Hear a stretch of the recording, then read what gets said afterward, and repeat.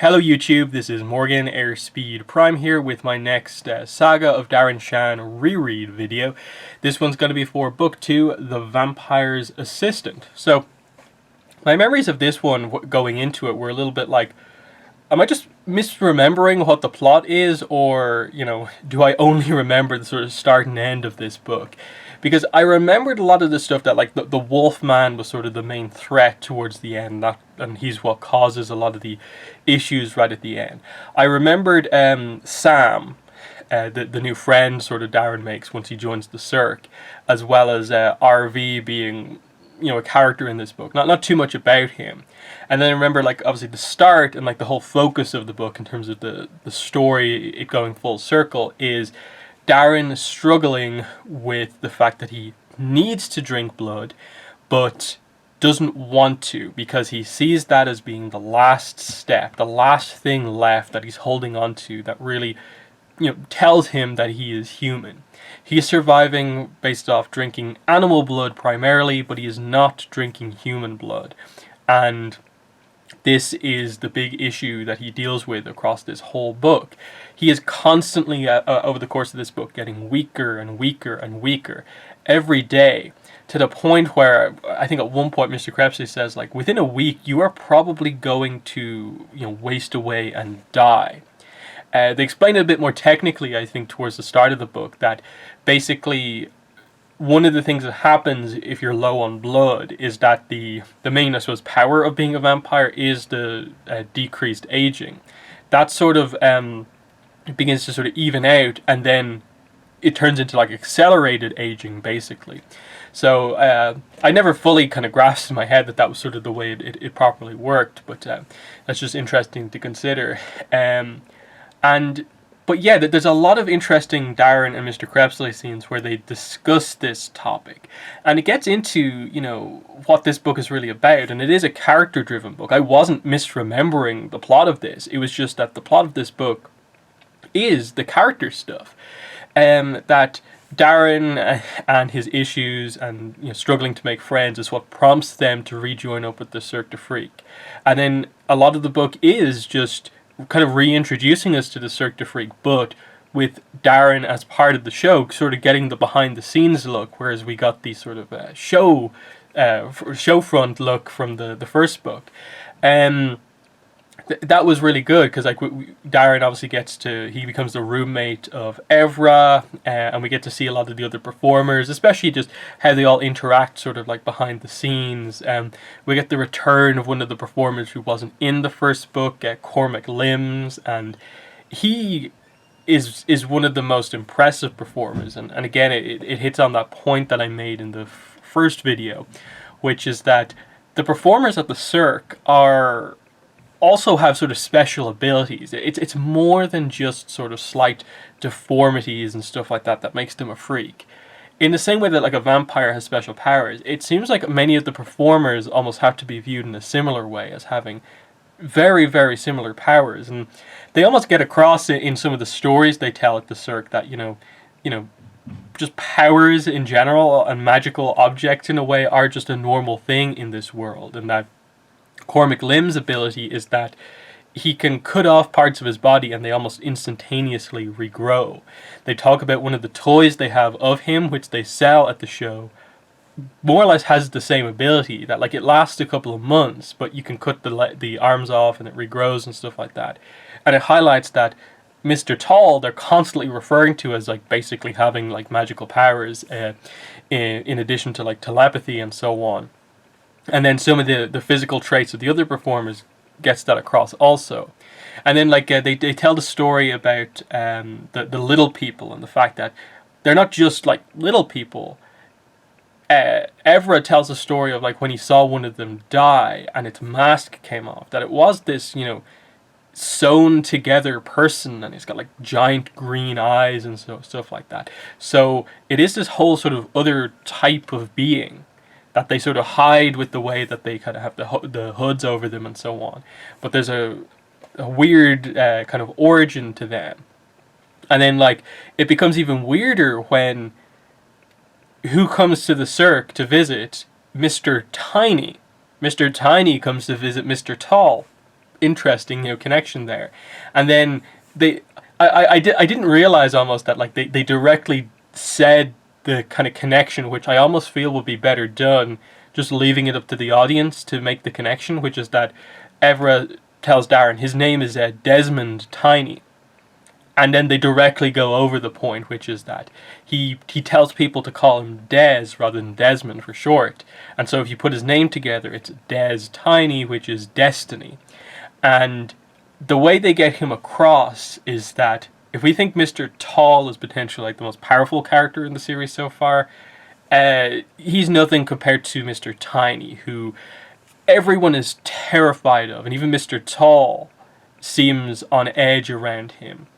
And he has like this heart-shaped watch, and the little people seem to ultimately obey him. And in just like one scene of him talking, it immediately gets across that this is not someone you want to mess with. If he asks something of you, you do it. And it seems weird coming from like a character who is tiny and has such a weird like dress sense. He wears like Wellington boots and stuff like that. But they note that like everyone is shocked when Darren starts sort of talking to him and asking him some questions, which Mr. Tiny sort of like is fine with initially, but then he just gives up and is just like, you should stop asking questions. And ultimately, he leaves. But one appearance of this character, it immediately gets across just how important he is. And he is going to be exceptionally important going forward. But it was very interesting knowing the significance of this character to see what his like first scene was, basically. Going back a little bit, the scene that really prompts the need to come to the Cirque, I thought was kind of well done in the sense of it highlights just how different Darren is than normal humans. That something that was so normal to him in the first book, which was playing football, being a little bit rough and stuff like that. Now that he's more used to being a half vampire and his strength has sort of grown, his speed has grown, he is just beyond what a human is capable of, even though he's still so young. And these boys ask him to play hockey, and he plays it with them. And one of them fouls him pretty hard, so he tries to foul the guy back. But he kind of miscalculates his strength. And what usually would be like him swiping at the guy's leg to, I suppose, trip him up, he basically smashes it like through the boy's legs and breaks both of his legs, which seems like this crazy feat of strength. But this is the moment where he sees other people his age view him as a monster. The scene where usually he is sort of the star of the show, scores all of the goals, he is now being sort of shunned away from. And it's a perfect scene to highlight for a character like Darren that this is how much things have changed. He can't really make friends with humans anymore, at least not in the normal way. And Mr. Krebs, throughout the book, tries his best to, calm Darren down about this and like realize that you can be friends with humans. You just have to be a lot more careful about it. And Darren being a more sort of popular kind of kid from the first book, it's a struggle for him to accept the way he is now going to have to make friends, the places and stuff like that it's going to have to happen in. But ultimately it shows the type of character that he is, that he's instantly able to become friends with Evra once they get there. When they meet Sam, they're able to become friends with him because the friendship sort of forms in a weird way. They're all outcast style characters, and they're not playing sports with each other. There's not as much of a situation where they are going to sort of show off special abilities that they can't show to anyone or anything like that. But the reaction to the big leg breaking moment, which again is just a highlight of like, that's big because just out of nowhere this sports scene suddenly turns into, he just broke this kid's legs like completely by accident, but that is the strength that he has. And then like similarly, like later on in the book, some of the sudden like brutal things that happen are really shocking because at times they come out of almost nowhere, because this is a fairly like low key book in a way. the first book was filled with a lot of kind of like big things happening, but this is very character driven for the most part. But then when big stuff does happen, it is like, and then both of his legs were broken, and then both of his arms were bitten off, and then this, Sam was killed just out of nowhere. It is a real shock, and gets across the sort of horror aspect of everything, which I think works quite well. But yeah, Mr. Crepsley being, once again, like I said in the first book, understanding of what Darren is going through, right up until the point where, of course, Darren is basically on the verge of death because he's not taking in any blood. And he's doing his best to sort of, as slowly as possibly, as delicately as possible, bring Darren in and be very understanding about it, that, like, okay, he's going to be stubborn about this because he sees this as being the last, thing of him being human. And he gets that. But he has to drink blood at some point to survive. Because they know, like, by the end of the book, he's about a week away from probably dying. And he needs to do it. And you see that ultimately Darren's sort of weakness, the state he finds himself in a way means that he can't do anything to stop things when they go wrong. And that's really interesting. I think it's really good writing there, is that if Darren had his full strength and agility, none of this would have really happened, because RV wouldn't be super focused on the Cirque, and he wouldn't have basically found out Darren and gone as far as to do what he did with the Wolfman if Darren was able to get food for the little person he went out to get food for that time, and didn't fail and have to try and steal a sheep from one of the farmers. That's where RV encountered him, taking one of the sheep. Similarly, in the final sequence with the Wolfman, I think they imply that, like, Darren wouldn't be like a match even at full strength for the Wolfman, but he was clearly weakened during all of that. And if he was at more of his full strength, he would have been able to do much more than what he actually did. And potentially Sam wouldn't have died, or something like that. And it's just interesting to consider that sort of stuff. That I don't think you can blame Darren, because I think the book does a really good job at making you understand why this is such an important thing for Darren. Why he of anything else, why he can't drink human blood right now. He just cannot bring himself to do it, because he's holding out hope that somehow things can go back to normal. But Mr. Krebs is telling him the whole time, it's not going to happen. You have to accept that at some point in the future, you're going to have to become a full vampire. It's not going to go back to in reverse and you become a human again. You are a half vampire now, but you have to view yourself as being a vampire going forward, not a human. And I think in that sense, the overall arc of this book, of like how they finally get to Darren actually drinking blood, it comes full circle, and I think in a really good way, because Mr. Crepsley ultimately, like I said, is understanding of Darren. But when Darren does get angry at Mr. Crepsley about, like, you did this to me, you created the decision where, like, I had to do this to save Steve, and now I'm in this position, everything that's happening to me is ultimately because of you, and he says, like, I hate you.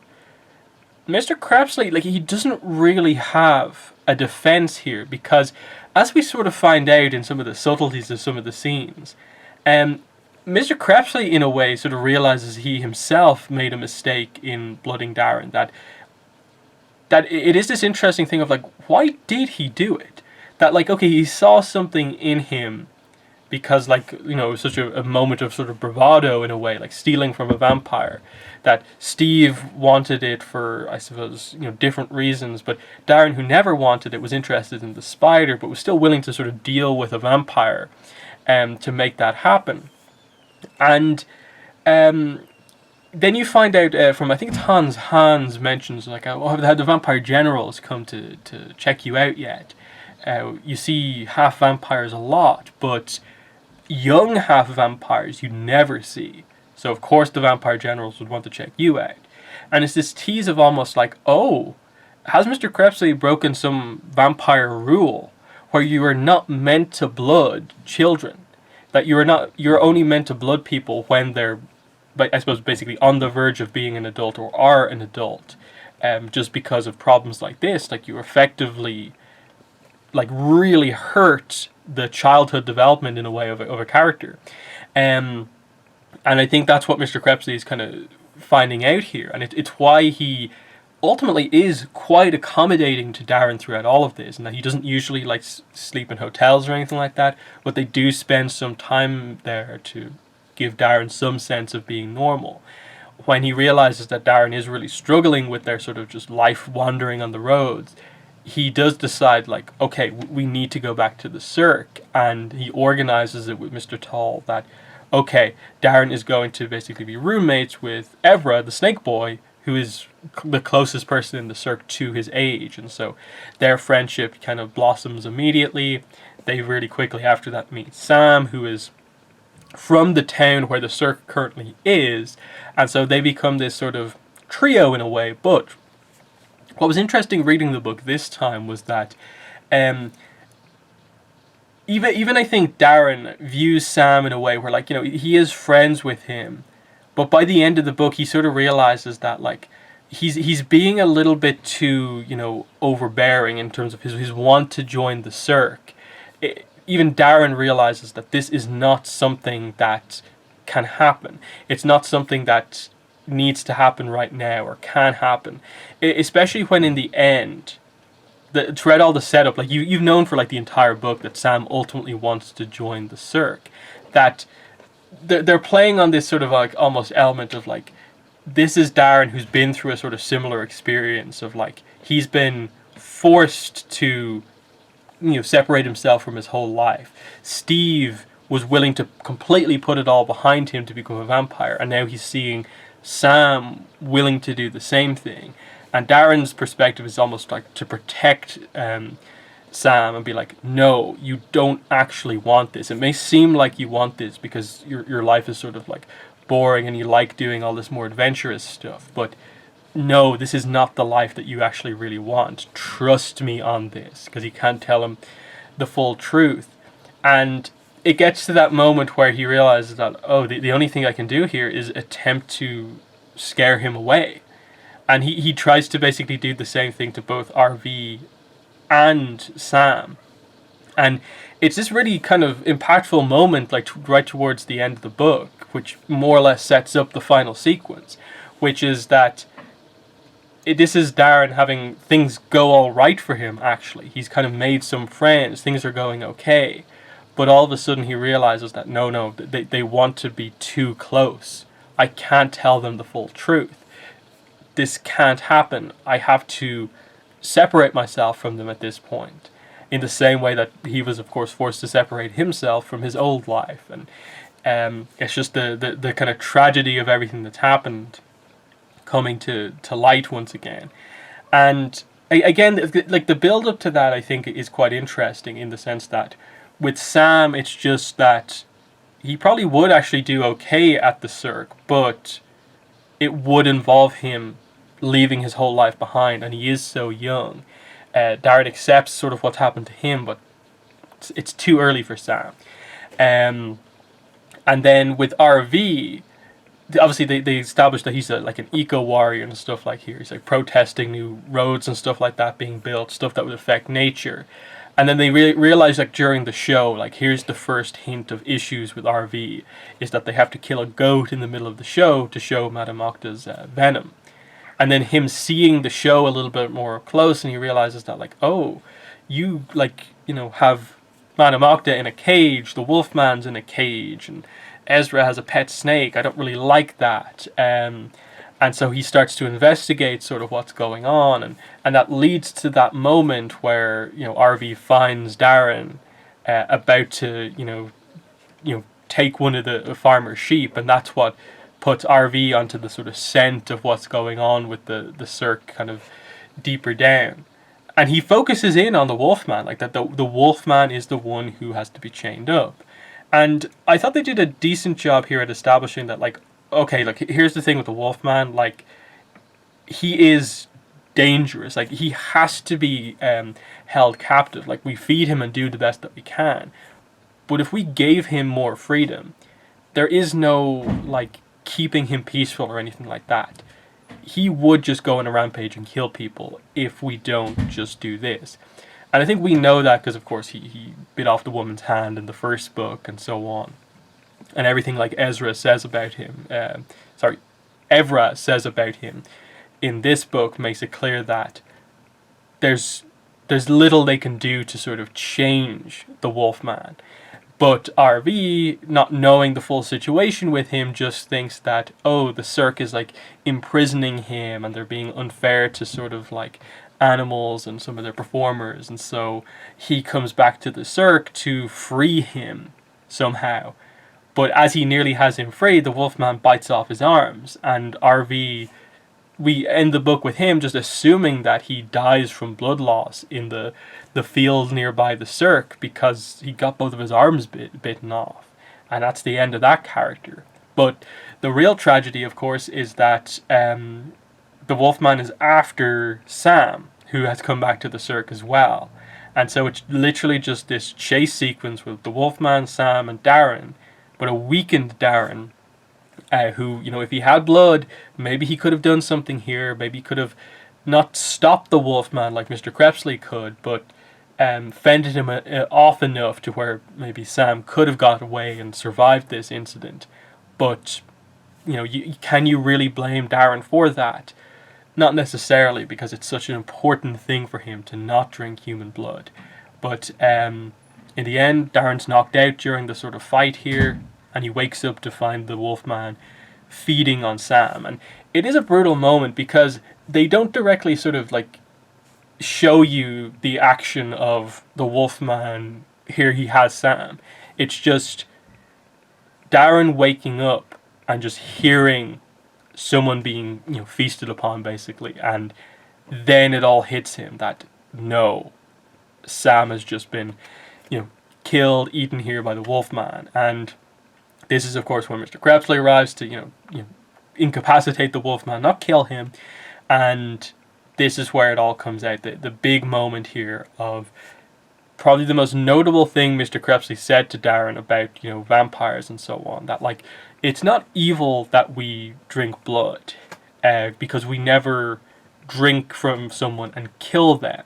The only time that ever happens with vampires is to do things in a way, in the respectful way, which is that if you do basically drink enough blood from someone that it would kill them, you actually gain like some of their memories. Like you sort of keep them alive in a way within yourself. And it's a way of, so if someone is dying, to, you know, always remember them. And so instead of Darren, who throughout the book, like, you have all the different kind of situations of like, he brings him to the morgue and he's actually friendly with this human mortician who knows about vampires, and he's like, we can come here to get blood from recently deceased humans. They're already dead, they don't need the blood, and we can take it from here. And Darren's even appalled at that, and like he won't take it from like the usual way right at the start of the book, which is when they temporarily knock out a human and make like a small cut on one of their like leg veins and just take a little bit. He doesn't want that. But here in this big moment, to remember his friend Sam, who is dying, he's not fully dead yet. If you are the one to drink enough blood to sort of finish him off, you can actually remember him.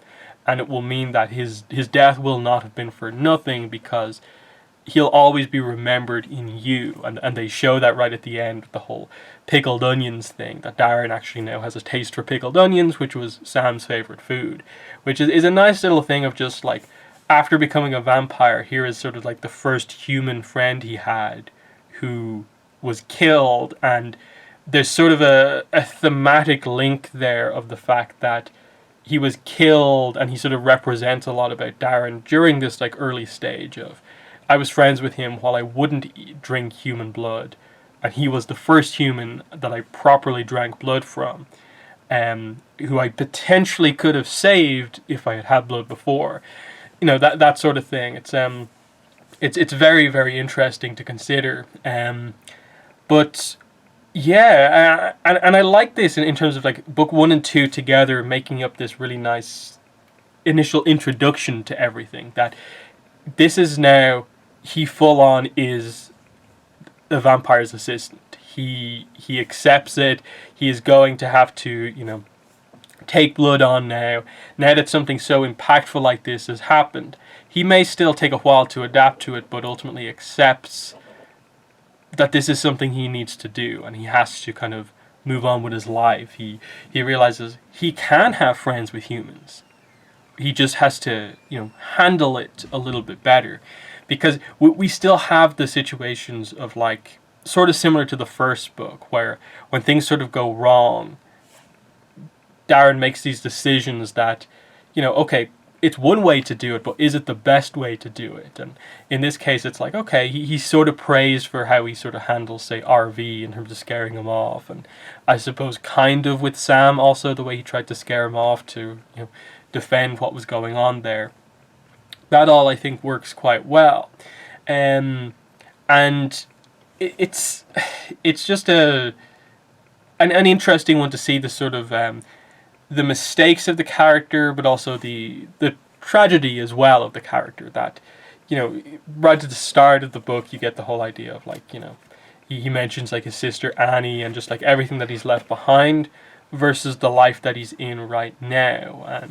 And there's some hope in a way that like Evra does become a very, very close friend here.